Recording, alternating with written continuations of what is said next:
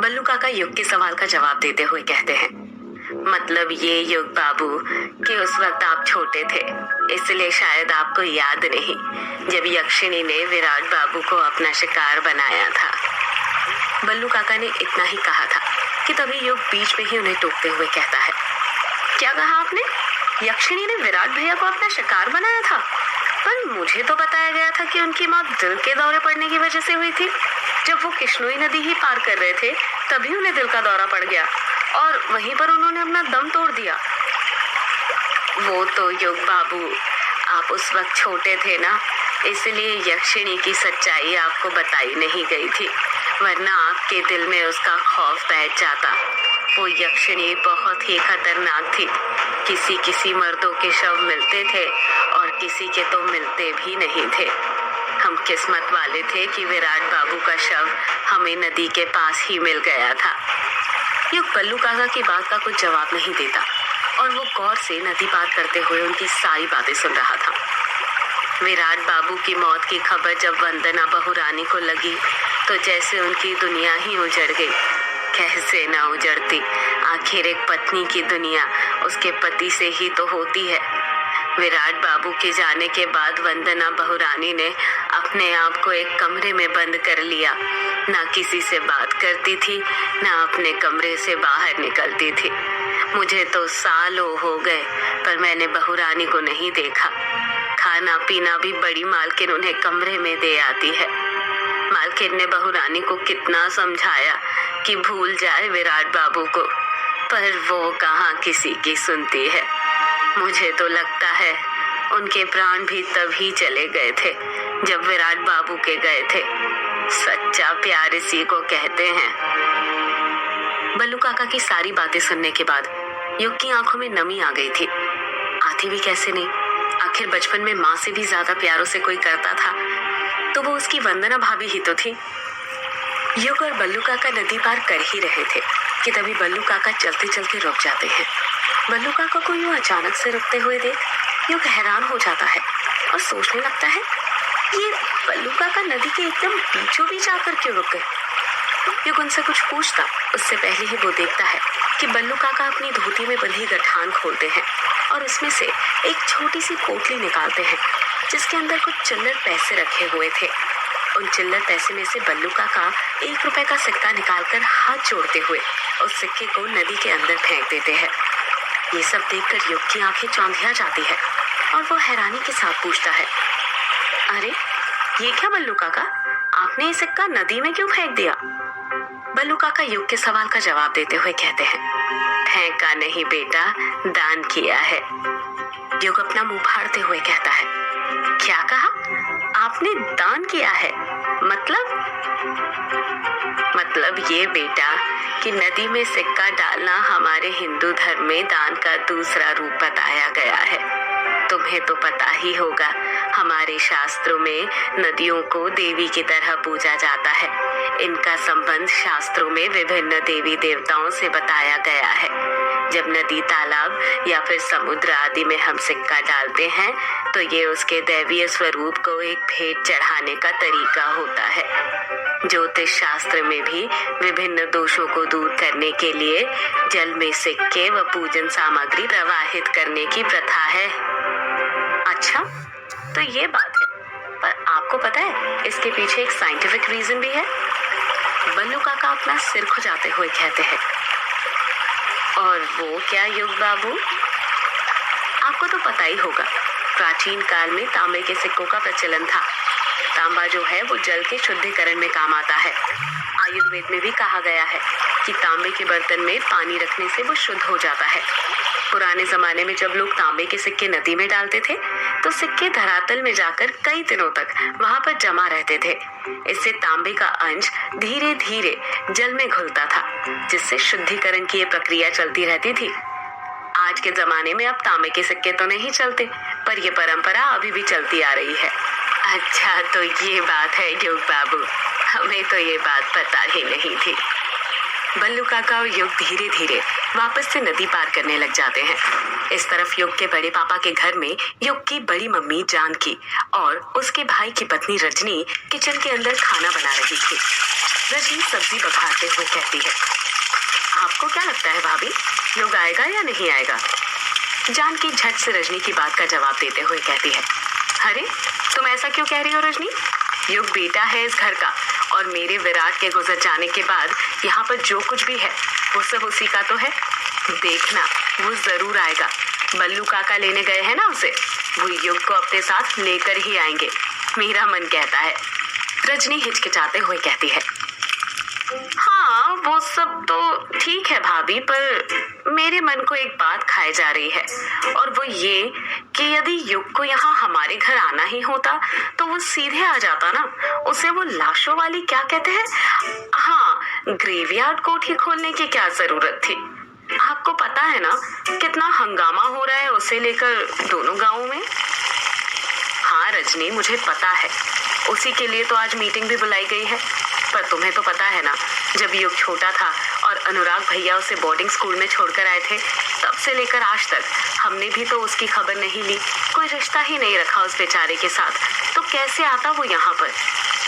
रजनी मुंह बनाते हुए कहती है, भाभी रिश्ता हमने उनके साथ नहीं रखा या उन्होंने हमारे साथ नहीं रखा? हाँ भूल गई युग की माँ को? जानकी कुछ याद करते हुए कहती है, उसे मैं कैसे भूल सकती हूँ रजनी, वही तो सारे फसाद की जड़ थी। ना वो होती और ना अनुराग भैया ग्रेवयार्ड कोठी जाते और ना ये सब होता। अब आप पुरानी बातों को याद करके दिल छोटा मत कीजिए भाभी, सबको पता है वो औरत कैसी थी, आखिर सारा गांव जानता है। जानकी अपने हाथ से इशारा करते हुए कहती है, अरे रजनी जल्दी सब्जी बघार वरना मसाला जल जाएगा, देख जरा। रजनी चम्मच हिलाते हुए कहती है, हाँ भाभी मेरा ध्यान है यहाँ पर।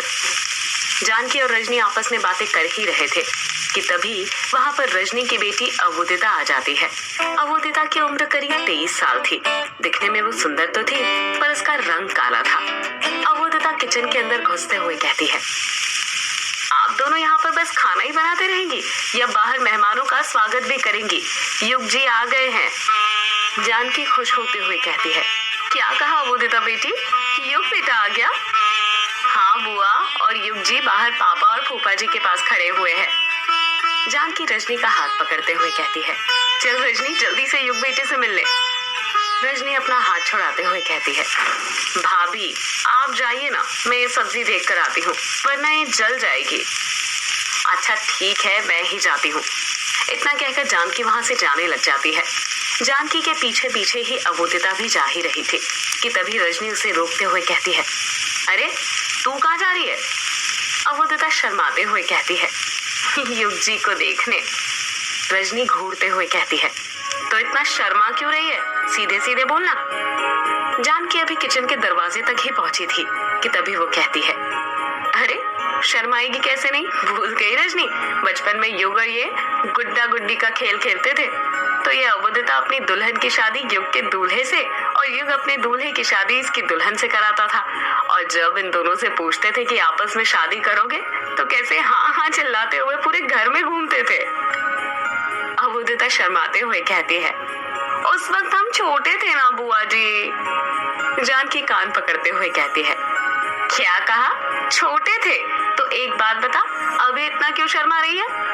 क्या लगता है मुझे पता नहीं कि बचपन का प्यार कैसा होता है? भूल मत कि मैं भी कभी तेरी उम्र की थी। चल अब जल्दी मेरे साथ बाहर। इतना कहकर जानकी वहां से चली जाती है। अवोदिता भी किचन के बाहर अपना कदम रखने ही वाली थी कि तभी रजनी उसे रोकते हुए कहती है, 2 मिनट अवोदिता, जरा यहाँ पर आना। अवोदिता चिढ़ते हुए कहती है, क्या है माँ, अब लगता है आज आप मुझे ना युग जी से मिलने ही नहीं दोगे। रजनी अवोदिता को ऊपर से लेकर नीचे तक अच्छे से देखते हुए कहती है, तो ऐसे मिलेगी युग से? अवोदिता अपने कपड़े और बाल ठीक करते हुए कहती है, तो फिर कैसे मिलूं माँ, क्या मैं अच्छी नहीं दिख रही? अच्छी तो तू बचपन से ही नहीं दिखती है। पता नहीं जब तू मेरे पेट में थी तो क्या खा लिया था मैंने, जो मुझे कोयले जैसी बेटी हुई है। एक तो लड़की की शादी कराना वैसे ही मुश्किल होता है, ऊपर से काली निकल जाए तो और मुश्किल हो जाती है। अपनी माँ की बात सुनकर अवोदिता उदास हो जाती है। उसके मन को गहरी ठेस पहुंची थी। अवोदिता सर्वगुण संपन्न लड़की थी, पर अपने काले रंग की वजह से वो हर जगह मार खा जाती थी। कोई भी लड़का उसे पसंद नहीं करता था। कई जगह अवोदिता के रिश्ते की बात चली, पर बात बनी नहीं। अवोदिता उदास मन के साथ कहती है, तो क्या करूं माँ? देख, युग शहर से आया है और हो सकता है कि शहर में कोई लड़की उसे पसंद भी हो, पर हमें उससे कोई मतलब नहीं। हम तो वही करेंगे जो हम करते आए हैं। हम ये मौका हाथ से नहीं जाने दे सकते। इससे अच्छा लड़का तुझे फिर कभी नहीं मिलेगा। दौलत शोहरत सब है युग के पास। अवोदिता धीरे से कहती है, मतलब माँ, हम युग पर काला जादू करेंगे? हाँ, और नहीं तो क्या। काले जादू से ही वो तेरे वश में आएगा, ना कि तेरी काली सूरत देखकर। अवोदिता रजनी को मना करते हुए कहती है, पर माँ, मुझे ना शुरू से ही काला जादू वादू ठीक नहीं लगता, और वैसे भी इन सब से कुछ नहीं होता। हमने कितने लड़कों पर काला जादू किया मेरे रिश्ते के लिए, पर कुछ हुआ क्या? रजनी चिढ़ते हुए कहती है, वो तो इसलिए नहीं हुआ पागल, क्योंकि तू ठीक से सच्चे मन से काला जादू नहीं करती, ना ही मंत्रों का सही से जाप करती है, वरना ये काला जादू कभी खाली नहीं जाता, समझी? पर माँ, अवोदिता अपनी बात पूरी करती उससे पहले ही रजनी बीच में ही उसे टोकते हुए कहती है, पर वर कुछ नहीं। देख, तू ही मुझे सच सच बता, तू युग को पसंद करती है या नहीं? अवोदिता हिचकिचाते हुए कहती है, पसंद तो करती हूँ माँ। रजनी झट से कहती है, तो फिर अगर तुझे युग चाहिए तो तुझे काला जादू तो करना पड़ेगा, उसे अपने वश में करना पड़ेगा, तभी तो वो तेरे वश में आएगा। अवोदिता रजनी की आंखों में देखते हुए धीरे से कहती है, माँ, मुझे युग जी को अपने वश में करने के लिए क्या करना पड़ेगा? इस तरफ गार्डन में युग के बड़े पापा दिलीप कुर्सी पर बैठे हुए थे और उनके पीछे युग के मामा सुदेश खड़े हुए थे। युग और बल्लू काका वहीं पर युग के बड़े पापा दिलीप के सामने खड़े हुए थे। युग के बड़े पापा की बहुत बड़ी हवेली थी। उनके पास 100 एकड़ पुश्तैनी जमीन थी, जिस कारण उनका गांव में बहुत मान सम्मान भी था। गांव में जितनी सरपंच की नहीं चलती थी, उससे कई ज्यादा दिलीप की चलती थी। दिलीप अपनी मूंछों को ताव देते हुए बल्लू काका से पूछता है, तो यही है वो? बल्लू काका बौखलाहट के साथ कहते हैं, हाँ मालिक, यही है युग बाबू। जैसे ही बल्लू काका इतना कहते हैं, सुदेश अपने चेहरे पर मुस्कान लाते हुए कहता है, अरे युग बेटा, आ गए तुम, और बताओ कैसे हो? युग सुदेश को देखते हुए धीरे धीरे कहता है, ठीक हूँ मामा जी। दिलीप कहता है, तो तूने ग्रेवयार्ड कोठी क्यों खोली और किसकी इजाजत से खोली? युग कुछ जवाब नहीं देता। उसे देखकर ऐसा लग रहा था कि उसका उसके बड़े पापा से बात करने का जरा भी मन नहीं था। सुदेश हंसते हुए कहता है, अरे युग बेटा, जीजा जी कुछ पूछ रहे बेटा? बड़े जब कुछ पूछते हैं तो उसका जवाब झट से दे देना चाहिए, इतना सोच विचार नहीं करना चाहिए, वरना ये संस्कारों के खिलाफ होता है और लोग सोचते हैं कि आपके माता पिता ने आपको कुछ सिखाया ही नहीं। युग अपना मुंह खोलते हुए कहता है, मामा जी वो कोठी मेरी थी, इसलिए मैंने खोल दी। मुझे मेरी चीज खोलने के लिए किसी की इजाजत लेने की जरूरत नहीं है। दिलीप गुस्से से कहता है, वो कोठी इसके नाम हुई तो क्या हुआ? रॉन्ग कामूचा और बंगला मुड़ा दोनों ही मेरे गांव है और उन पर मेरा हक है। अगर वहां की तुम्हें किसी भी चीज को हाथ लगाना है ना, तो मेरी इजाजत लेनी पड़ेगी। युग भी गुस्से से कहता है, गांव भले ही मामा जी किसी का भी हो, पर मैं अपनी चीज कभी नहीं छोड़ता। युग दिलीप से सीधे मुंह बात नहीं कर रहा था। युग की बातें सुनकर दिलीप समझ जाता है कि युग भी उसके बाप अनुराग की तरह गुस्सैल है, इसलिए वो बात को पलटते हुए कहता है, इससे पूछो, इसने दूसरी मंजिल पर जो कमरा था, हाँ वो यक्षिणी कैद थी, उसे खोला तो नहीं? ये सवाल सुनकर युग के माथे पर पसीना आने लग जाता है। अभी तक उसे यक्षिणी के बारे में जितनी कहानी सुनाई गई थी, वो सब सच लगने लग गई थी। युग दिलीप के सवाल का कुछ जवाब नहीं देता। वो अपने हाथ की मुट्ठी भींचने लग जाता है।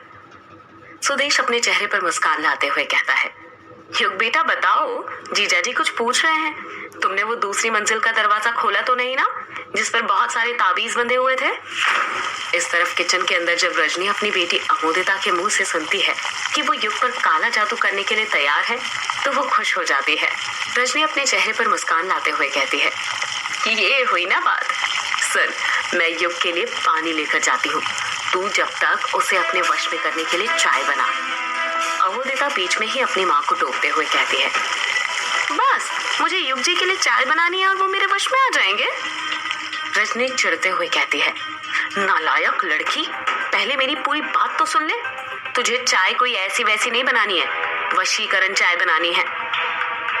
और वो कैसे बनाते हैं? मेरी बात अब तू ध्यान से सुनना। सबसे पहले तू लौंग और इलायची को अपने शरीर के अंग से लगाकर उसे चाय के अंदर डाल देना।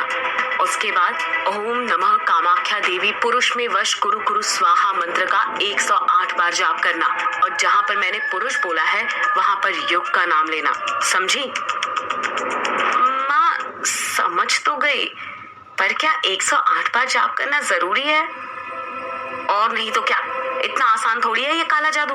ये कामाख्या देवी वशीकरण मंत्र है, बहुत शक्ति होती है इसमें, समझी? जैसा मैंने कहा है वैसा वैसा करती जा, और फिर देखना युग कैसे तेरे वश में आता है। अच्छा अब मैं बाहर जा रही हूँ, तो यहाँ पर चाय बना, वरना भाभी को शक होगा। पर माँ 2 मिनट, बाहर तो बहुत सारे लोग हैं, पापा और फूफा जी भी है। अगर चाय पीकर वो लोग मेरे वश में आ गए तो?